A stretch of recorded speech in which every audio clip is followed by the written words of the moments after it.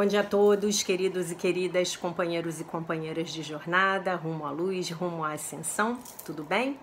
Hoje é domingo, dia 26 de setembro de 2021, e eu resolvi fazer uma leitura adicional, que eu botei o nome da lição de ontem, que todas as coisas sejam exatamente como são, porque ontem tinham muito mais comentários para fazer sobre a lição, cuja prática é muito grande. Então eu resolvi deixar para fazer esse vídeo aqui hoje para comentar mais ideias sobre a lição 268, que todas as coisas sejam exatamente como são. Então, se você chegou nesse vídeo agora, eu vou pedir a gentileza de que você pare de me assistir e vá no vídeo de ontem, da lição 268. Depois que você terminar de assistir o vídeo da lição 268, você volta aqui e assiste esse. Tá bom? Porque esse é um aprofundamento. Então, para você entender com mais facilidade, será melhor você ter visto o outro, né? Então, assim, que todas as coisas sejam exatamente como são. Não deu tempo de eu comentar os comentários da Helen Schucman na edição anotada de Um Curso em Milagres. Então, ela diz assim: eu vou ler a prece, né? Senhor, que eu não seja o teu crítico hoje e nem julgue contra ti, que eu não tente interferir na tua criação nem distorcê-la em formas doentias, que eu esteja disposto a retirar os meus desejos da sua unidade, deixando assim que ela seja tal como a criaste. Pois assim também serei capaz de reconhecer o meu ser, tal como me criaste. No amor fui criado e no amor permanecerei para sempre. O que pode me assustar quando deixo todas as coisas serem exatamente como são. Então a gente agora vai começar o segundo nível do ensinamento e depois vai comparar os níveis, tá bom? Ela diz assim: as sentenças de abertura esclarecem que o significado da ideia de hoje não é deixar que todas as formas e eventos exteriores sejam exatamente como eles são. Em vez disso, as formas e eventos deste mundo, né, da terceira dimensão, elas são o resultado do fato de que nós não deixamos as coisas serem como elas são, na verdade, né?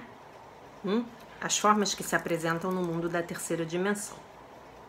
Elas são o resultado do fato de que nós estamos bancando críticos de Deus, distorcendo a sua criação em formas adoecidas e impondo os nossos desejos pela separação sobre a sua unidade. De que unidade ela está falando?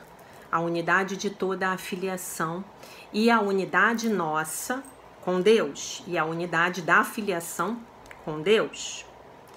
O significado real da ideia de hoje, então, é permitir que a criação de Deus, que não tem forma, não tem tempo e é unida, seja exatamente como ela é. Deixar que todas as coisas sejam exatamente como elas realmente são. Então, guardem a palavrinha realmente, que nos fala de realidade. Isso significa o reconhecimento de que as formas e os eventos vistos pelos nossos olhos não existem verdadeiramente, não existem realmente.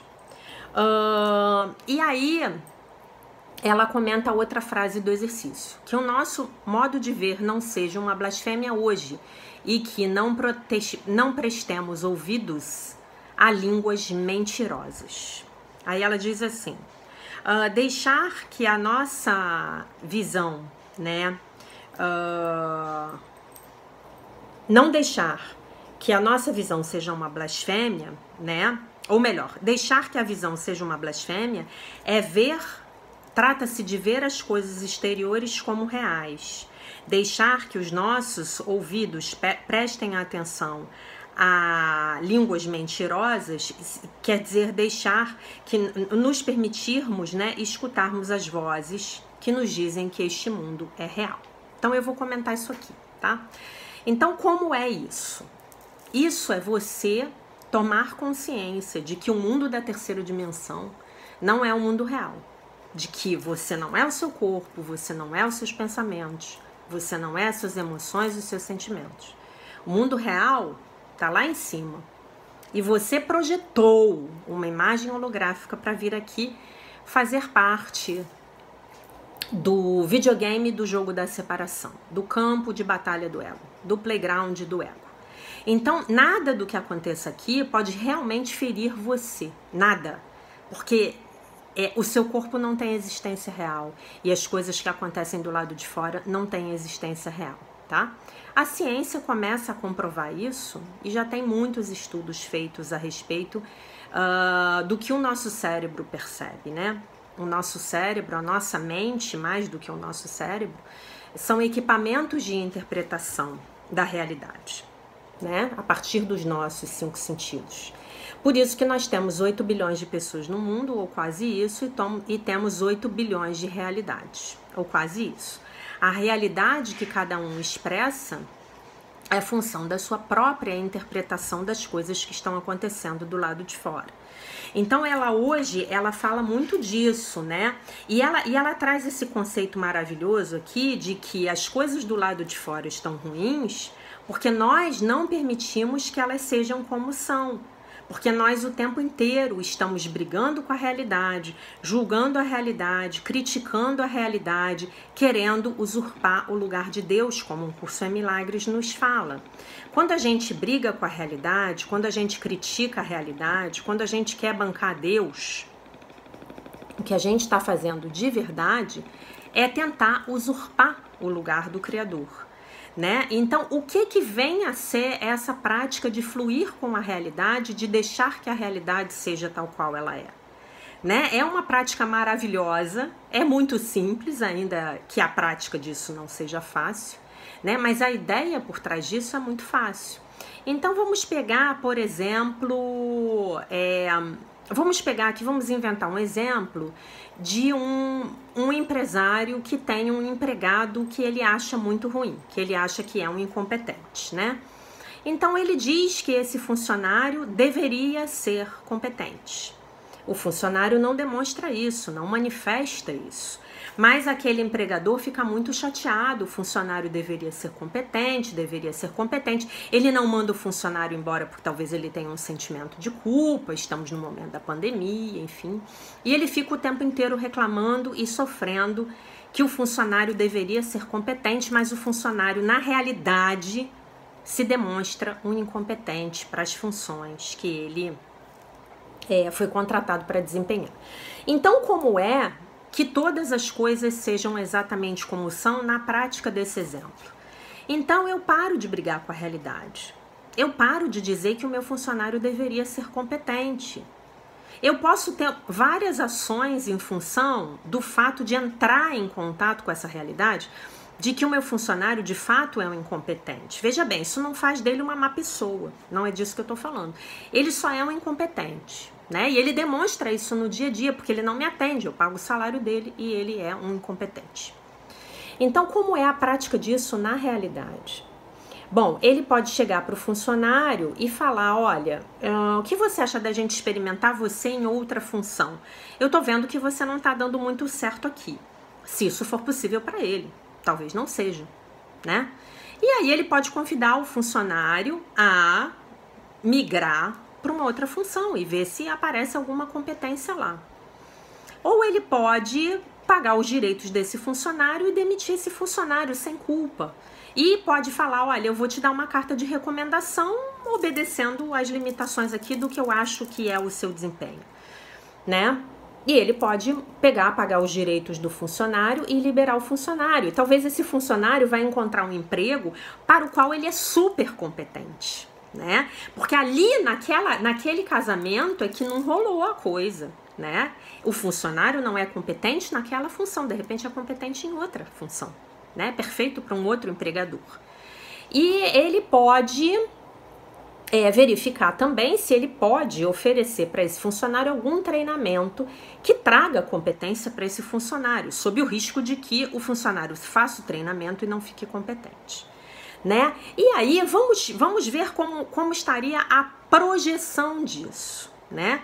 Se eu sou empregador e eu julgo que o meu funcionário é incompetente e eu não demito ou modifico a função desse funcionário, eu não tomo uma ação em cima da realidade, eu me limito a reclamar e a sofrer e a me martirizar porque eu tenho um funcionário incompetente, eu não mereço isso, né? Porque é a conclusão lógica, né? Eu não mereço um funcionário incompetente.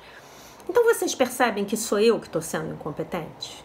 Ao não tomar uma atitude para modificar a realidade até onde eu posso? Porque eu não posso mudar a realidade do outro, eu não posso controlar o outro, eu não posso mandar no outro, eu não posso fazer nada que tenha a ver com o outro, mas eu posso controlar a minha vida e a minha realidade, né?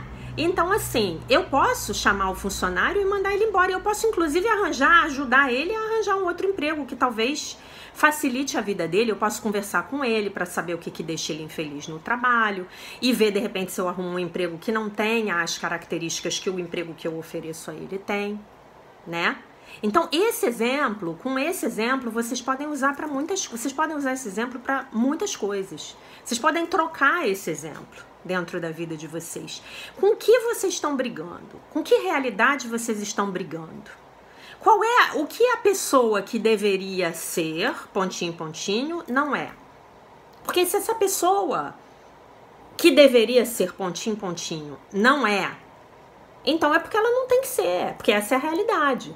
Assim Deus fez ela.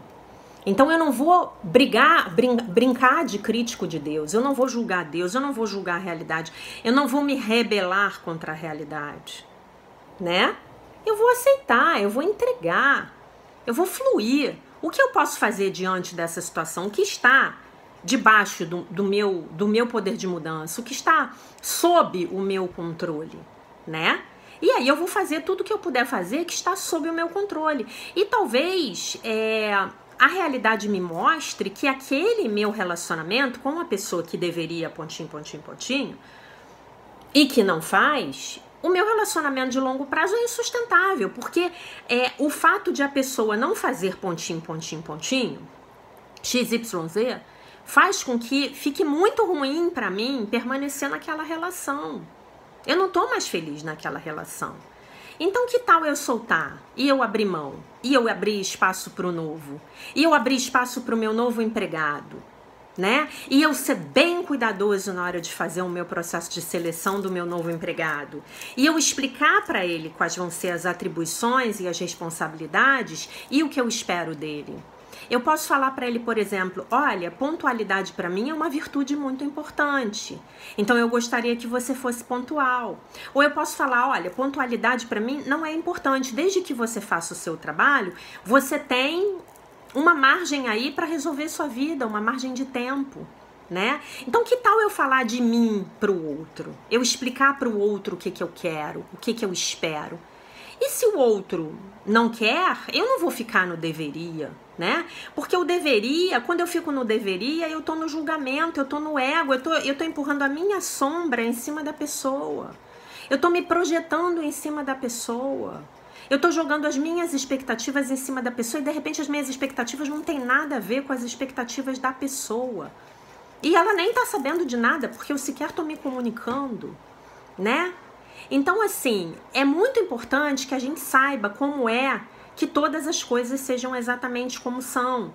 Porque quando eu tiro, é o que ela tá falando aqui, quando eu tiro o meu julgamento, a minha crítica, os meus deverias, deveria ter feito, deveria ser, deveria fazer, quando eu tiro isso, eu deixo que a criação de Deus seja tal como é, né? Então ela diz assim, as formas e eventos do mundo são o resultado de a gente não deixar as coisas como são. Então a gente contaminou essa terceira dimensão com o nosso julgamento, com a nossa mente egóica, a gente percebe ela através da mente egóica, da mente errada, e o nosso caminho aqui é perceber através da mente certa e viver o sonho feliz, sobre o qual a gente comentou ontem, né? Então, é um pouco assim, é um pouco difícil fazer isso no início, porque a gente tem que sair do nosso ego. E a gente tem que ser humilde para perceber que a gente está se projetando no outro, que a gente está querendo brincar de Deus. A gente tem que ter humildade. Mas depois que você faz, é uma grande bênção. Tá bom, meus amores? Deixo vocês com a paz de nosso Senhor Jesus Cristo. E se Deus quiser, nos vemos novamente amanhã.